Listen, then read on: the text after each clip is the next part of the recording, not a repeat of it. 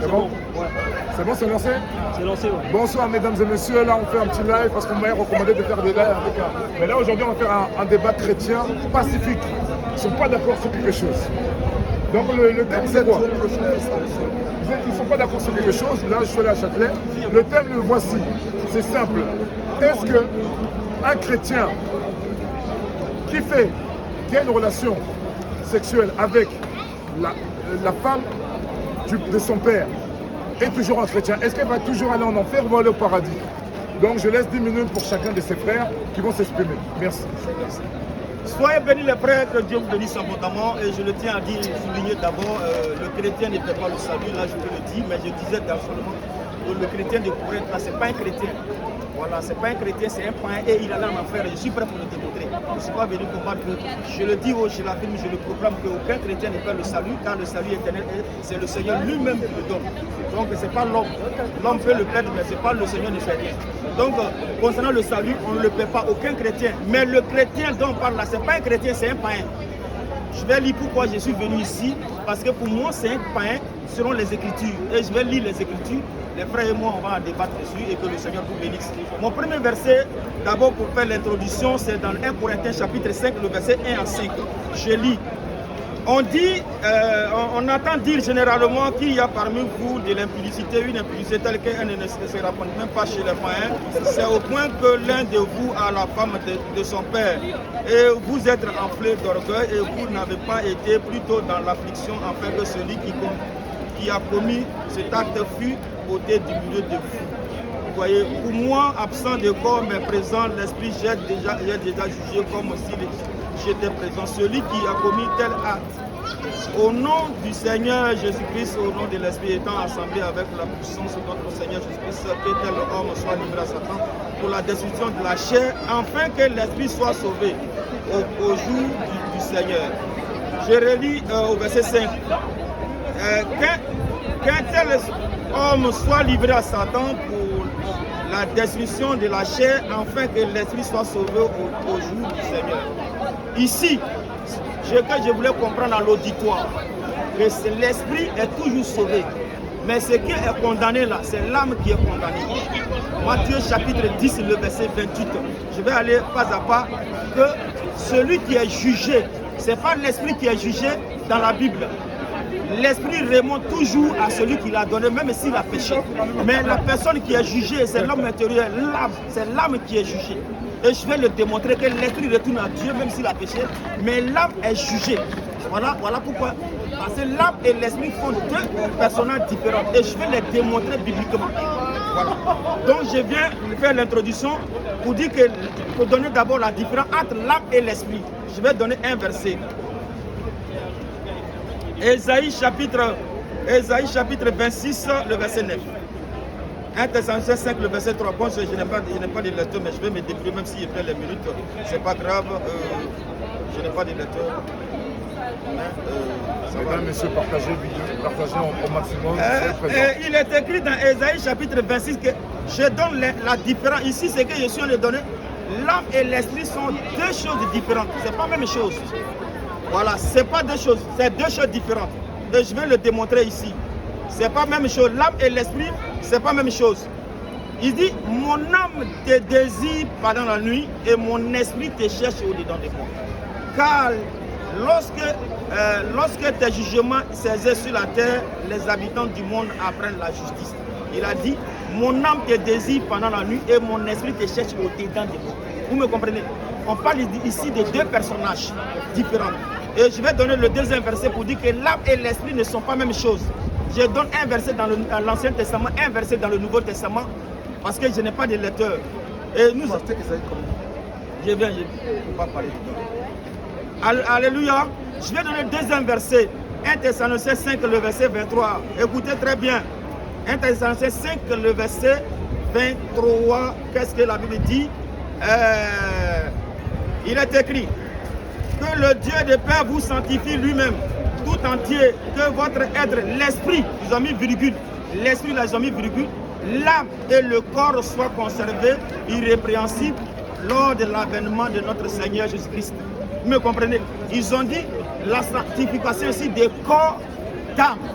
et l'esprit. Vous me comprenez? C'est deux choses différentes. C'est pas lié. Et pourquoi c'est pas lié? C'est pas l'esprit qui est jugé quand on est mort. Je vais le démontrer ça. L'esprit retourne à Dieu. Je vais montrer ça. L'esprit n'est pas jugé. Lui retourne à Dieu.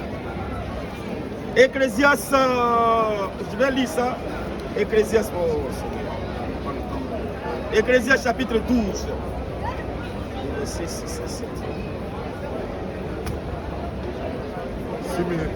6 minutes. Ecclésias 12, le verset. Bon. N'oubliez pas de partager au maximum, mesdames et messieurs.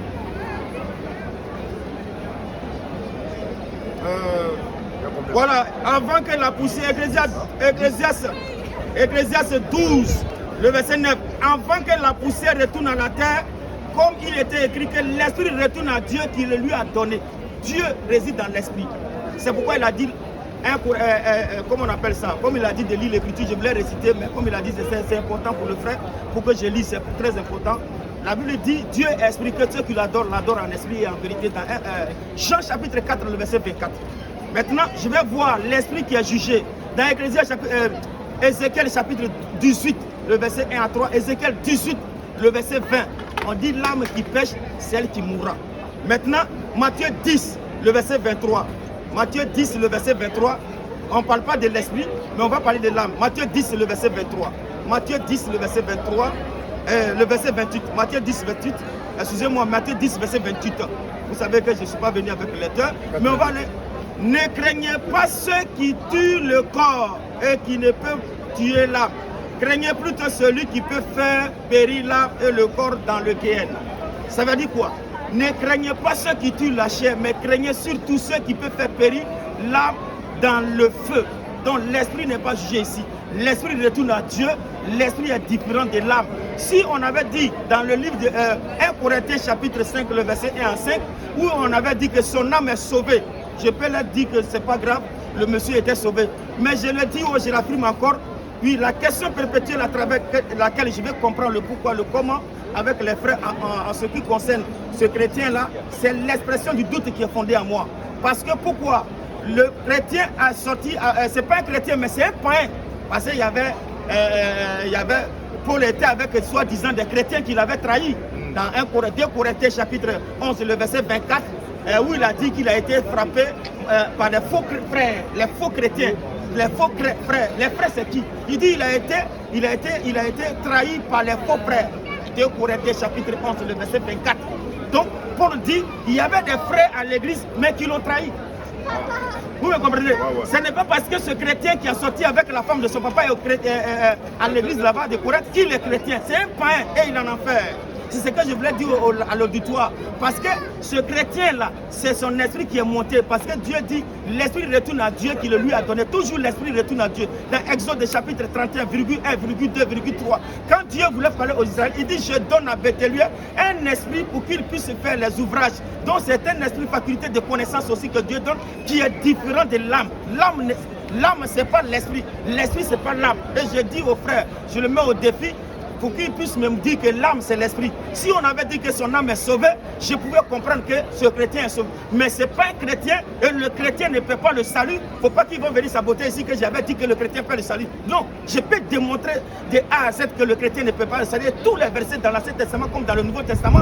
Mais j'ai dit que le monsieur de Corinthe là, c'est un païen. S'il sort avec la femme de son père là, il n'est pas chrétien, c'est un païen. Parce que pourquoi Paul a dit que son esprit est monté? Son esprit est retourné, mais son âme là, où son âme est partie, ils n'ont pas donné l'orientation de son âme. L'âme où l'âme est partie, là, ils n'ont pas dit où son âme se trouve. Parce que c'est l'âme qui est sauvée dans Matthieu 10, le verset 28.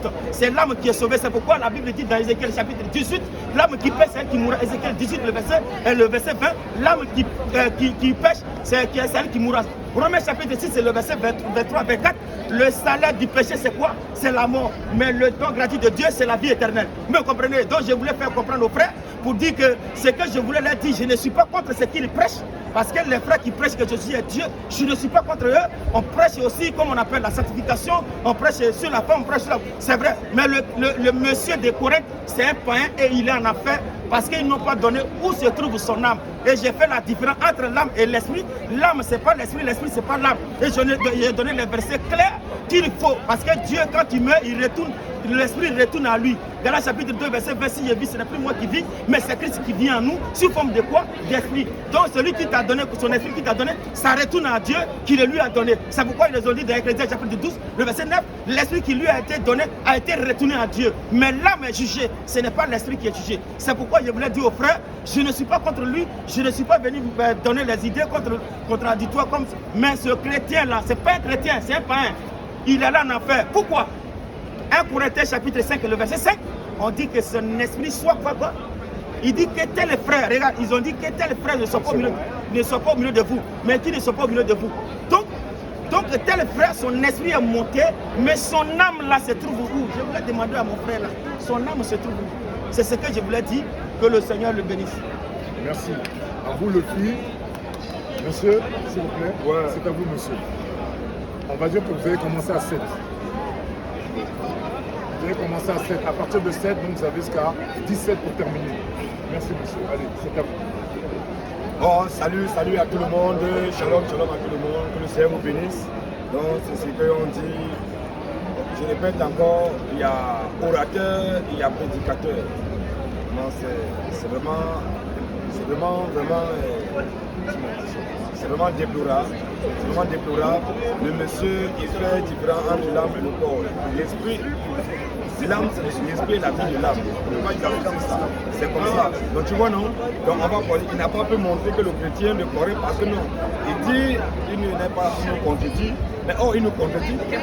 C'est quoi cette facette-là qui sera? Soit bref, j'ai venu, tu as dit que chaque fois il sera là pour faire débat avec nous. Quand il y a débat, ça veut dire qu'il y a un addiction. Il ne faut pas faire comme un serpent pour essayer de fuir. Tu as dit, tu es contre tout ce que nous disons pour beaucoup de choses. Mais si tu es contre, ça veut dire que c'est débat. Comment tu vas venir dire que tu n'es pas contre? Donc on va voir le chrétien de Corinthe, là.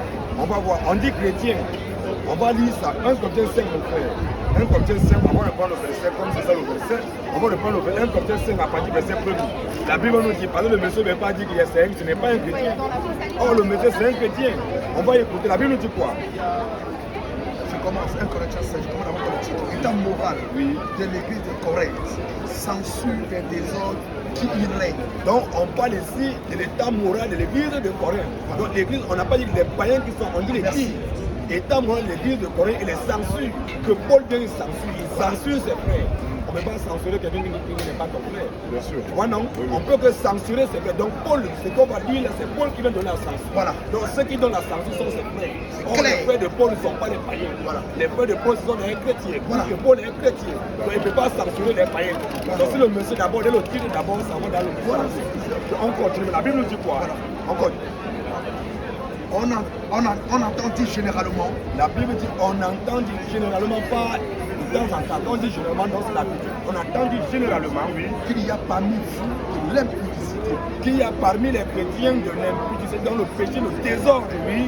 Et une impudicité telle qu'elle ne se rencontre même pas chez les païens. Bon, est-ce que là, on dit, on Paul fait la part, il dit qu'on entend dire généralement parmi vous les chrétiens, il y a de l'impudicité, que parmi les chrétiens, il y a de l'impudicité, une impudicité, que même les païens, là, quand ils regardent ça, ils disent que mais c'est quoi ça? Donc là, on parle, on fait la part des choses. On met les païens et les chrétiens. Là, c'est parmi les chrétiens que Paul dit qu'il y a de l'impudicité. Est-ce que le chrétien de Corinthe, il fait partie des païens ou bien il fait partie des chrétiens? Il doit répondre ça. Parce que là, on n'a fait pas de deux groupes. On parle des païens et on parle des chrétiens. Et c'est parmi les chrétiens qu'il y a de l'impudicité. Et c'est parmi les chrétiens qu'il y a de l'impudicité, une impudicité que même quand les païens regardent ça, ils disent que c'est quoi ça? Les païens sont étonnés. Donc moi, je continue. Qu'est-ce que les chrétiens ont fait? C'est au point que l'un de vous a la femme de son. Le vous l'a mis pour qui? Lui est mis pour les chrétiens, pas pour les païens. C'est au point que l'un de tous les chrétiens, parmi les chrétiens de Corinthe, là, il y a un chrétien de Corinthe, on n'a pas dit un païen de Corinthe, on dit il y a un chrétien de Corinthe qui a pris la femme de son frère. Donc c'est un chrétien. Donc c'est qui dit que le monsieur n'est pas un chrétien, mais qui dit que le monsieur c'est un païen. Voilà, quand tu entends les gens on dit que c'est un chrétien.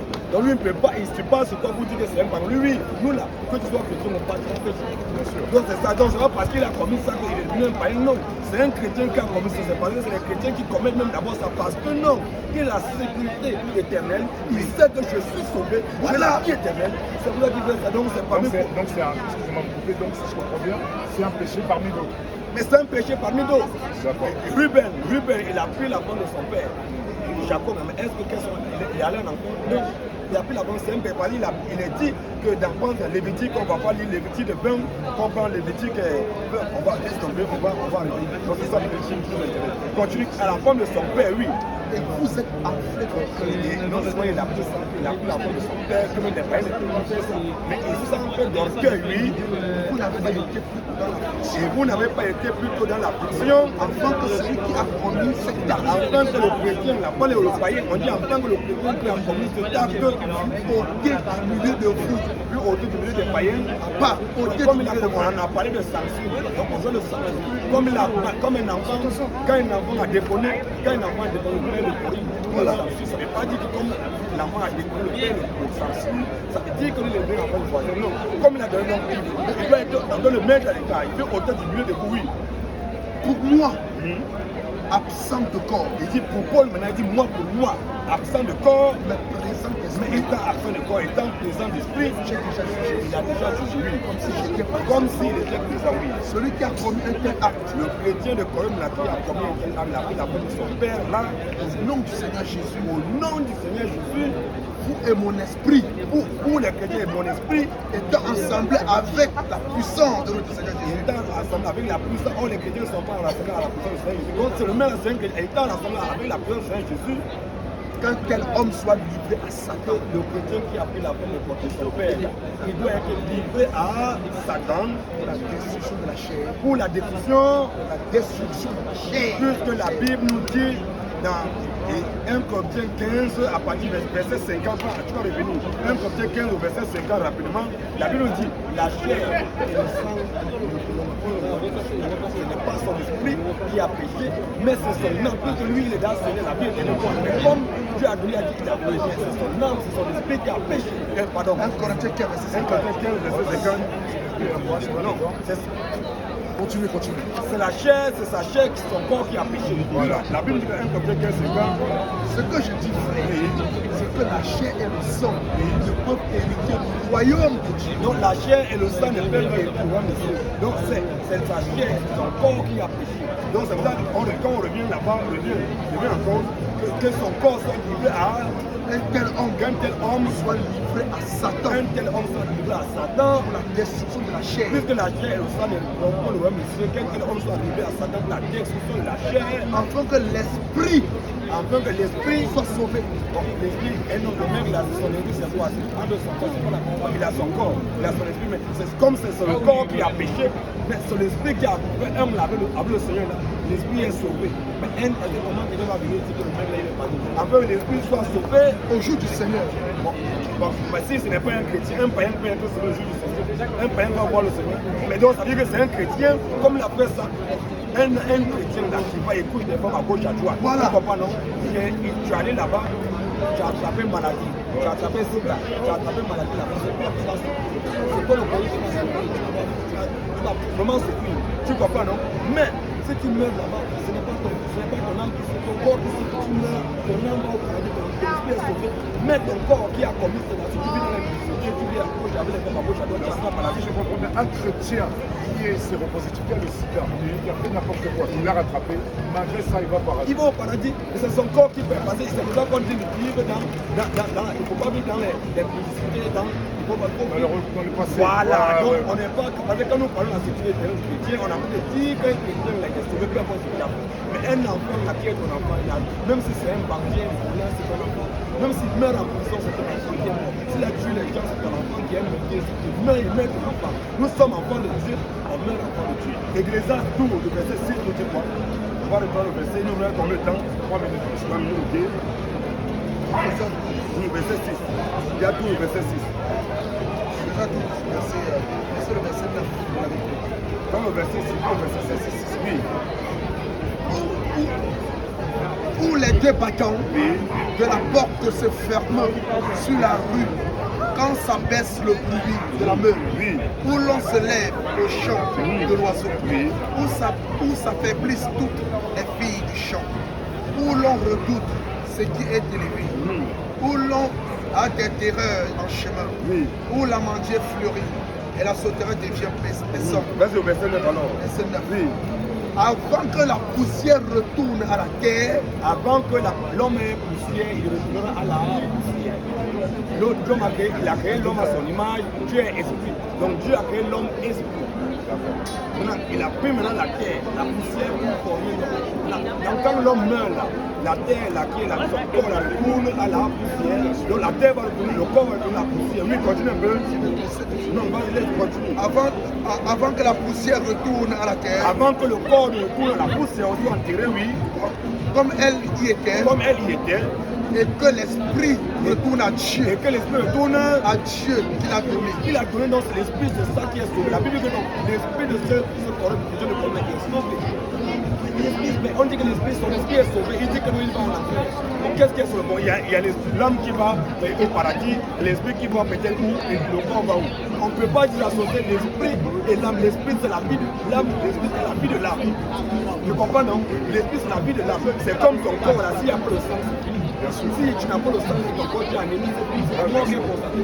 Mais si tu manques le sang, le sang, c'est la vie du corps. Donc, tant qu'il n'y a plus le sang, on n'a pas cette vie. Donc, l'esprit, c'est la vie de l'âme. On ne peut pas dire associer ça. S'il n'y a plus le sang, c'est comme ça. Donc, je comprends, non? Donc, le chrétien, c'est un chrétien. C'est un chrétien. C'est ça qu'on a dit que c'est un chrétien. Il n'y a pas pour nous que ce n'est pas un chrétien. On dit que c'est un chrétien. On n'a pas dit, on n'a pas parlé de milliers. Il confond, il y a les glissés. Dans la prière, il y a les glissés. Et ceux qui se glissent parmi les enfants de Dieu ne sont pas les chrétiens. Et un temps soit peu, ils vont retourner avec le Messie. On a connu les pères qui étaient avec la paix comme ils sont retournés en Égypte. Donc le chien retourne toujours à ses Messie. Donc on ne peut pas confondre le glissé. Tu as tes enfants et les enfants de ton voisin ou bien de ton cousin. Tes enfants, tes enfants sont dans ta maison, vont trouver dans ta maison. Mais les enfants de ton oncle, ton cousin, ton frère, ils ont un temps qu'ils vont partir. Ils ne sont pas de la maison. Ils sont dans la maison, ils ne sont pas de la maison. Donc le chrétien de Colombe là, il n'a jamais perdu de sa vie. Il est sauvé pour le monde. Mais c'est un chrétien, ce n'est pas un païen. Parce qu'on a fait la part entre les païens et les chrétiens. C'est parmi les chrétiens qui a fait l'aide. On n'a pas dit parmi les païens. Parmi les chrétiens. Le chrétien de Colombe là, c'est un chrétien. Malgré qu'il a pris la femme de son père, il est sauvé. On a dit ça. Bon, mesdames et messieurs, vous avez entendu. Donc on peut le voir sur le mot. Et qui est là. Ils ont débuté. Donc comme je dis, c'est un début pacifique. Est-ce que vous avez quelque chose encore à dire? Il y a quelque chose à dire parce que le frère il s'est dédié. Et je voulais lui montrer quelque chose pour qu'il sache qu'il est en erreur de façon pacifique. J'ai combien de minutes? Il faut me dire d'abord. 1 minute, monsieur. Hein? 5 minutes. 5 minutes. Combien? 5 minutes chacun. 5 minutes? Ouais. Si je veux commencer, tu me dis. Hein. Tu peux commencer dès 18. Non, 19. On va dire à 19. Parce que moi, j'ai pas beaucoup de batterie. Je sais pas si ça va tenir. Je vais lui montrer quelque chose. Okay. Tout à l'heure, vous l'avez entendu parler. Est-ce qu'il a touché là? C'est une grave erreur en tant que prédicateur dans 1 Corinthiens chapitre 5. 1 Thessaloniciens 5, le verset 23, on dit la sanctification des corps, l'âme et l'esprit. C'est deux choses différentes. Ils ont mis virgule, c'est pas associable. Vous me comprenez? Il n'est pas revenu sur mes versets, mais je vais revenir dessus d'abord parce qu'il n'a pas parlé de l'âme. Je lui ai donné un verset dans le livre de Matthieu 10, le verset 28, avec Ézéchiel chapitre 18, le verset 20, où on dit l'âme qui pêche, celle qui mourra. Vous me comprenez? Il n'est pas venu dessus. Je le mets au défi que l'âme et l'esprit, c'est deux personnages différents. Il a lu Ecclésiaste chapitre 12, le verset 9. Et on dit le corps retourne là où il est quitté. Et l'esprit retourne à Dieu qui le lui a donné. Et l'âme est partie où? L'âme est toujours jugée. Maintenant, il a parlé de faux frères là. Je vais lire un verset pour le confort. Parce que lui, quand il attend frère, tous sont frères. Est-ce que tous sont frères dans l'église? Tout n'est pas frère. On est frère, mais par quoi? Attends, je vais lire ici. Regarde. Dans 2 Corinthiens chapitre 11, le verset 26. Ou bien, je vais lire ici, Galates 2, verset 4. À cela, à cause des faux frères qui s'étaient furtivement introduit et glissé parmi vous. Le mot frère là, il y a des faux frères aussi. Même si on a dit les frères, mais parmi les frères là, les frères parce qu'on est liés à la foi, mais parmi ces frères qui sont liés à la foi, il y a les faux frères. Le frère ne sait pas ça dans 2 Corinthiens chapitre 11, le verset 24. Paul même a été trahi par les faux frères. Voilà ce qui est écrit ici. On dit périr parmi les faux frères. Donc le mot frère là, il ne faut pas que ça va le distraire. C'est pas parce qu'on dit frère qu'il est sauvé. C'est pas parce qu'on dit frère qu'il est chrétien. Vous me comprenez? Je dis que le chrétien ne fait pas le salut. Je voulais qu'il sache que ce qui est sauvé, c'est l'âme. Et l'âme, c'est l'âme. Même ceux qui vendent les âmes là, c'est l'âme qu'on vend. Quand ils vont aller chez les marabouts, les trucs là, c'est l'âme qu'on vend. C'est l'âme qui est jugée. C'est pourquoi la Bible dit, Jésus a dit, lui peut aller contre la parole du Seigneur. Je vais lire ça dans Matthieu 10, verset 28. Ne craignez pas ceux qui tuent le corps, mais craignez surtout ceux qui peuvent faire périr l'âme dans le guerre, dans le feu. C'est ça. Est-ce que lui peut aller contre un seul verset, contre ce verset-là, où Jésus a dit? Est-ce qu'ils ont parlé de l'esprit? J'ai dit que l'esprit là, ça ne pêche pas. L'esprit retourne à Dieu. Quels que soient les péchés que tu as fait, l'esprit retourne à Dieu. C'est ce que je lui ai dit. Donc le verset qu'il a lui-même là dans Ecclésiaste chapitre 12, le verset 9, l'a prié. Le corps retourne à où il est quitté parce qu'on est poussière. Dans Genèse chapitre 2, le verset 7, on nous a créé à base de la poussière. Vous me comprenez? Donc poussière, la poussière retourne à la poussière. On dit tu es poussière, tu retourneras à poussière. Genèse chapitre 2, le verset 7, Dieu prenant la poussière, il a créé l'homme. Vous me comprenez? Donc ce que je voulais faire savoir aux frères, le mot chrétien là, le non chrétien là, l'a trahi. Sinon il y a des faux chrétiens. Comme je le dis, il y a les faux chrétiens. Quand on dit chrétien, c'est celui qui a accepté Christ. Mais pourquoi il y a son faux encore? Vous me comprenez? Mais cela même est arrivé dans le livre de 1 Timothée chapitre 2, le verset 18-19. 2 Timothée chapitre 1. 2 Timothée chapitre 1, le verset 18 à 19. 2 Timothée chapitre 1, le verset 14 jusqu'à 18, où ils ont parlé, comment il s'appelle là, qui était avec, qui prêchait autre chose que ce que apôtre Paul prêchait. Mais je vais revenir sur ce qu'il a dit pour ne pas aller très loin parce que le temps n'est pas beaucoup. Je dis aux frères de me donner un verset où on dit le faux frère là, parce que c'est un faux frère. Le mot frère là, il ne faut pas que ça va le trahir, parce qu'il y a les frères et ils sont faux. Vous me comprenez? Comme 2 Corinthiens 11 et 24. Vous me comprenez? Donc le mot frère là, mais lequel des frères s'agit-il?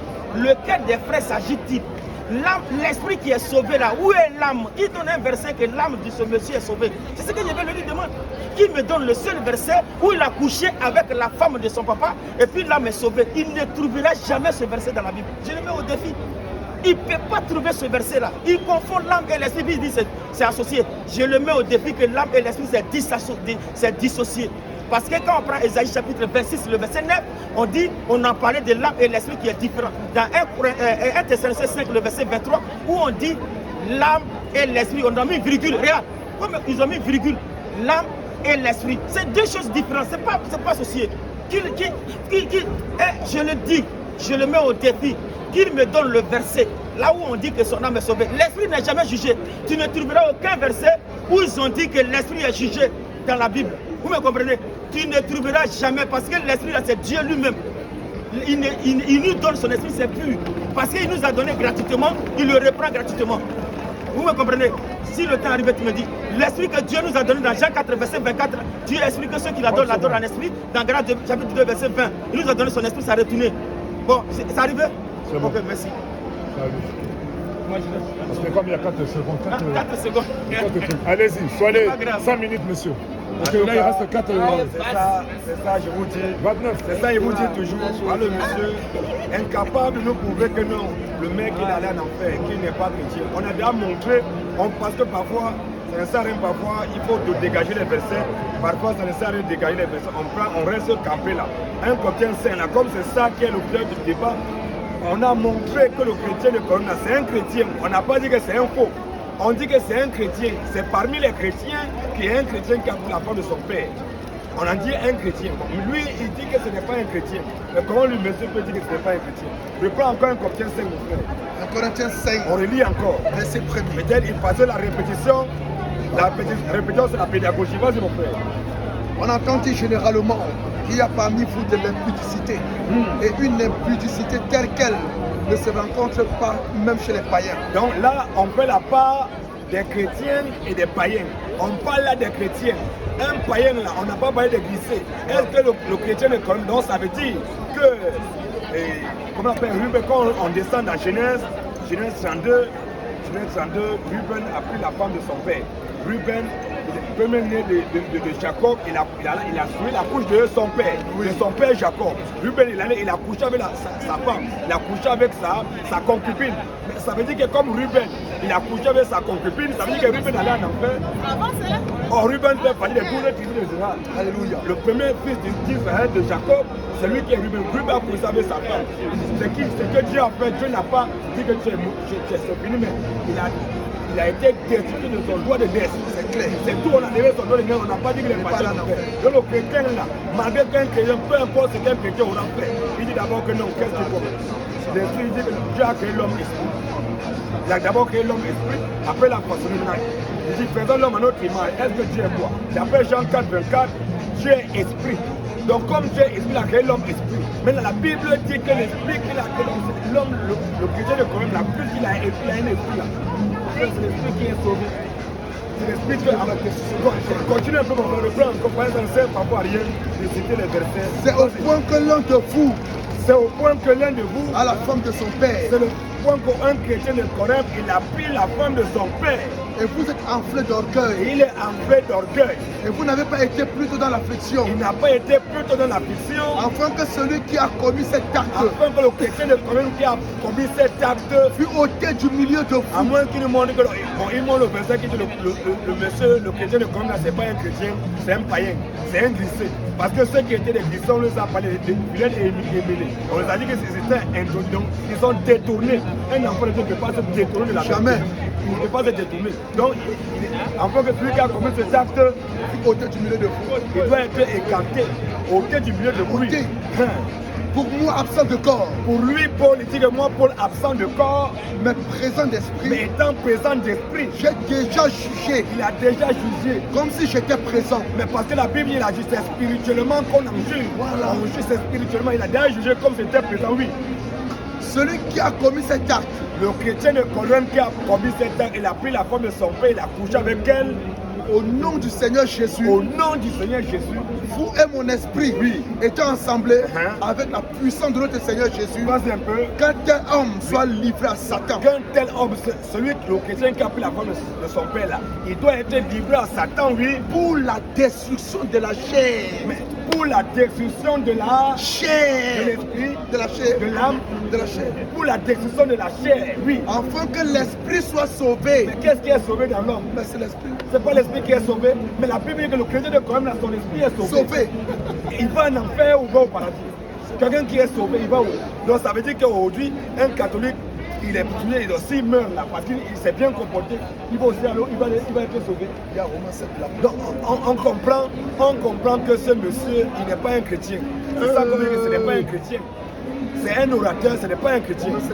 C'est bon mon frère, on va arrêter là. Bon, mesdames et messieurs, mesdames et messieurs, vous avez vu l'interview, donc vous avez vu que là c'était un live, donc c'était très cher, mesdames et messieurs, c'était palpable. Soyez là, soyez continuez toujours, mettez un point, le pouce bleu, partagez au max, et surtout c'était un débat pacifique. Mettez des commentaires là-dessus, je vais enregistrer cette vidéo. Merci. C'est bon, donc on va